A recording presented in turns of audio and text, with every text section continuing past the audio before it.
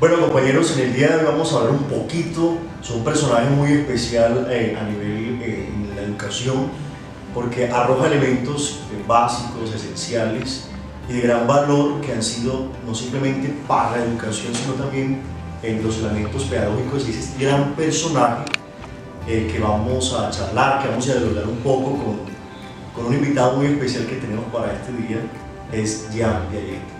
Antes de introducirnos a este elemento de la epistemología genética que nos propone Jean Piaget, principalmente por la preocupación o dando ciertas pautas en los elementos o en la psique infantil, porque se centra principalmente Jean Piaget en los comportamientos del niño, y a partir del comportamiento del niño quiere dar como respuestas a cada uno de los interrogantes que él mismo pues se propone, y que también nos propone a nosotros un itinerario en este proceso integral evolutivo de la psique infantil. En el día de hoy nos acompaña una persona muy especial, es Enrique Velázquez, salesiano de Don Bosco, es licenciado en Filosofía y Letras de la Pontificia Universidad Bolivariana, y en este momento también está realizando sus estudios en la carrera de Teología. Bienvenido, Enrique, en esta tarde, y vamos a conversar un poco sobre este gran pensador, bueno, podemos decir un pensador, pero más que pensador es psicólogo, sí, y que a partir de la psicología aporta elementos pedagógicos dentro del desarrollo cognitivo infantil, podemos decir como ese elemento principal. Pero vamos a centrarnos en Jean Piaget, como en la epistemología genética que él nos propone. Él habla de unos estadios, 4 estadios. Entonces vamos a hablar sobre cada uno de esos estadios, las edades que corresponden a esos estadios y cuáles son las características principales que nos propone Jean Piaget pues, en esas edades que él habla en esta epistemología genética. En un primer momento hay que decir que es una reflexión en torno a la vida, a la cotidianidad, porque podemos decir que Jean Piaget utiliza, suena un poco feo la palabra, como experimento a sus mismos hijos, y a partir de esta relación que tienen con los hijos, hace toda una síntesis de la evolución cognitiva en una etapa muy bonita de nosotros los seres humanos, que es la etapa infantil, desde el periodo del año 0, por decirlo así, hasta los 12 años más o menos, que nos propone un itinerario evolutivo a nivel cognitivo. Podemos decir que son 4 los estadios que propone Piaget. No sé si de pronto nos quiere compartir cuáles son esos 4 estadios que nos propone él, y vamos profundizando en cada uno. Poco a poco vamos a irlos abordando. Vamos a decir entonces la edad y las características propias de cada uno de estos estadios. Bienvenido entonces, Enrique, y estamos atentos a toda esa información que nos vas a brindar, que vamos a compartir en este diálogo interesante, y para todos nuestros compañeros que hacen parte de esta, no de esta cátedra, sino de este encuentro del pensamiento latinoamericano. Como lo has dicho muy bien, Piaget es biólogo, es pedagogo y es psicólogo. Unir esas 3 materias, esas 3 asignaturas del saber, pues nos va a arrojar riquezas sobre lo que es la pedagogía infantil. Identificamos 4 estadios. El primero es el sensorial motor, y oscila más o menos de la edad entre 0 a 2 o 3 años. Sí, señor. Y me parece que una de las características fundamentales es que el niño está abierto al mundo, y desde el gateo, desde coger una pelotica, echarse toda la boca, está conociendo el mundo, está conociendo el entorno en que vive pues, en este momento, en algún momento la familia o algunos escenarios como el jardín. Una característica, yo no sé cómo lo podamos analizar, es el egocentrismo del niño, ¿sí? Por ejemplo, el berrinche, ¿sí? Cuando llora y capta la atención de sus padres, y en ese estadio pues está un estadio de egocentrismo, pero que de alguna manera está logrando interactuar con la otra persona. Y sin lugar a duda estamos hablando de una persona que en eso, de la etapa 0 a 2 años, está experimentando, está simplemente observando, viendo, y es de gran principal aquí como el instinto, toda la parte sensorial, instintiva del niño, por lo tanto todos esos estímulos a nivel interno y externos van a desembocar van a significar mucho en esta etapa. Entonces lo fundamental en esta etapa, como tú ya lo decías, de 0 a 2 o 3 años, como lo acabaste de evidenciar, el niño es bastante egocentrista, pero no en sentido malo, sino porque apenas está captando, está dándose cuenta de todo un mundo que le espera, de todo un mundo que tiene que aventurar, de todo un mundo que le está arrojando una cantidad de datos y que él en este momento está como percibiendo y está tomando todo aquello que del entorno le estamos expulsando, por decirlo así. Ahora, desde la psicología del desarrollo, uno podría decir que son los inicios de la formación del sujeto moral, que se va a consolidar ya en la etapa operacional abstracta, ¿sí? Pero son los inicios. Claro, ¿sí? Vamos a ver, Tico, antes que sigamos a la formación de este sujeto moral, vamos a ver de una forma muy rápida abordar los 4 estadios que nos propone Jean Piaget, y a partir de ahí entonces vamos a generar otro diálogo, pues, porque este es como la base, como el sustrato de todo aquello que nos va a decir. Entonces, en primer momento, el estadio sensorio-motor, ya hablamos, y el segundo estadio, cómo se llama y qué relación tiene, y más que relación, cuál es la edad propiamente que se va a este segundo estadio. Bueno, pues el segundo estadio es el preoperacional, ¿sí? Hay que tener en cuenta el preoperacional, y este va de la edad de los 3 a los 5 años aproximadamente. Y esta edad se caracteriza sobre todo porque los niños ya han entrado al jardín, ya tienen como un círculo social más amplio y empiezan a interactuar con otros niños, con otras personas, con sus mismos familiares, y empiezan los juegos del rol social.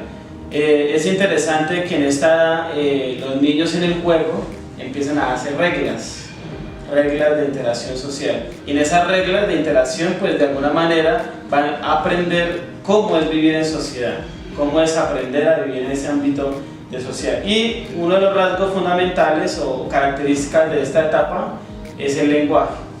El niño aprende a hablar, a adquirir ciertas habilidades comunicativas, en la que ya no va a llorar como en la etapa el motor sensorial, sino que ya va a manifestar por medio de palabras sus deseos, su dolencia, lo que le hace falta. Es interesante lo que decía Enrique, que en esta etapa comienza a ver un lenguaje que ya no es simplemente el balbuceo, como lo mencionábamos en un primer momento, sino que ya de esos elementos que el niño ha tomado, ha mirado, ha asumido, ya comienza a hablar, ya comienza a dialogar, ya comienza a interactuar con su medio, con su entorno. Y es interesante aquí que aquí también se evidencia un pensamiento mítico, ¿no? Sí. Ya los niños son muy dados también a fantasear un poco, a ver todo, les encanta lo que es el cuento, los cuecos, la parte mitológica. Entonces también es un elemento como también para explorar todo esto. Muchos se atreven a decir que esta parte mítica del niño es, o de nosotros en esas edades, corresponde como al tiempo prehistórico de nosotros, esa parte también donde nosotros le dábamos gran importancia de pronto a todo ese angiosol y a todos esos elementos que hacían parte o que hacen parte de nuestra naturaleza y que para nuestros antepasados fueron de gran importancia. Edward, el pensamiento mítico o fantasioso en los niños es muy importante porque ellos no distinguen entre lo que es la realidad, que es la mente del adulto, y la fantasía, ¿sí? Una experiencia de la vida pedagógica pues, que tuve alguna vez, le decía a un niño, este monstruo no existe, y él me decía con toda seguridad, es que yo lo vi en YouTube, yo lo vi en la... Entonces, él no distingue entre la ficción y la realidad, y todo hace parte de eso que configura la realidad del niño, ¿sí? Hay que tener en cuenta que hasta los 5, ellos no alcanzan a tener un pensamiento complejo que es el del adulto, y por eso algunas dificultades en la interacción social con los mayores. Perfecto, y ese estadio que es el segundo nos lleva a un tercero, y ahí concretizando un poquito, que se llama operatorio concreto. Y ese estadio que se llama operatorio concreto corresponde a qué edades y cuáles son sus características. Bueno, pues podemos ubicar ese estadio entre los 6, termina a los 12 años aproximadamente, y se caracteriza porque ya de alguna manera, aunque no del todo, ha superado el pensamiento mítico y empieza a elaborar pensamientos un poco más elaborados, no abstractos, sino elaborados.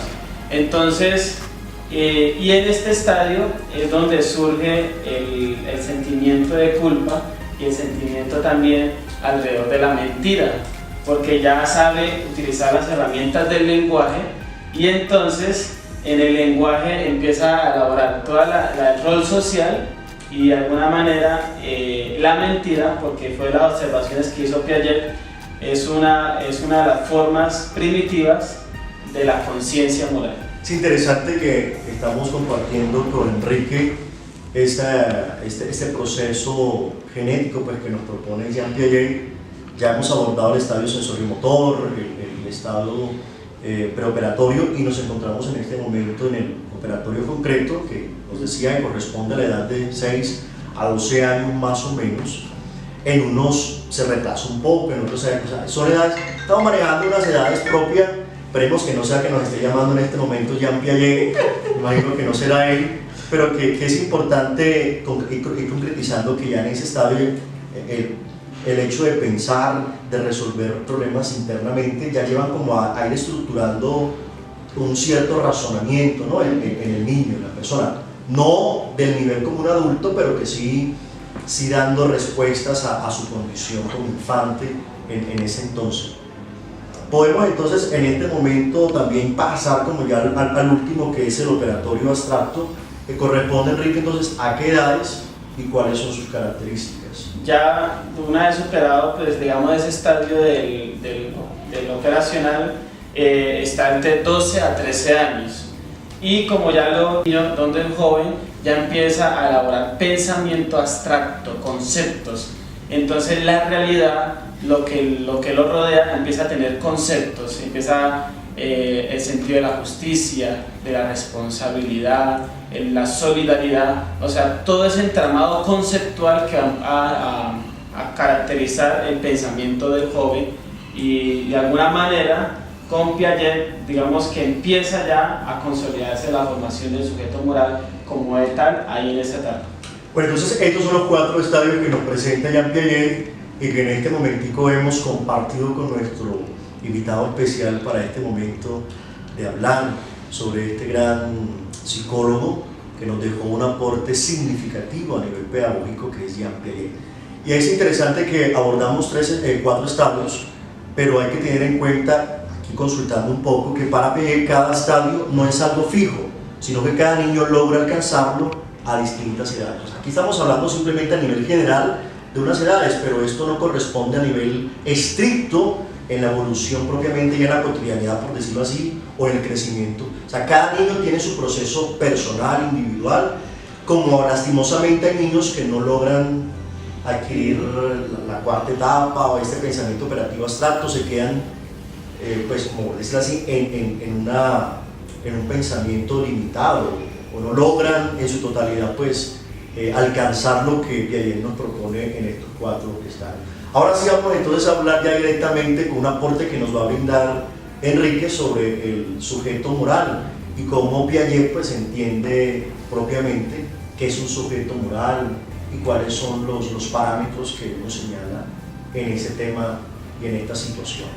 Bueno, pues Piaget en esos 4 estadios va a desarrollar toda una teoría de la formación del sujeto moral en la que por medio de esas etapas va adquiriendo algunos elementos para vivir en sociedad, para comportarse éticamente.